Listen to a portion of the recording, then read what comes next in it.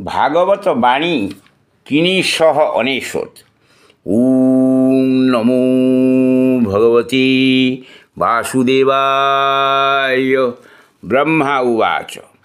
যে পদ্মনাভর মায়ারে মোহিত ভেদ জ্ঞানী নরে, তাহাঙ্ক প্রতি সাধুজন করন্তি দয়া প্রকাশন। যেবাসো ধর্ম অনুগত, তাহারে দয়া তৌচিত। গোবিন্দ গোবিন্দ গোবিন্দ, পদু গড়ুছি মকরন্দ।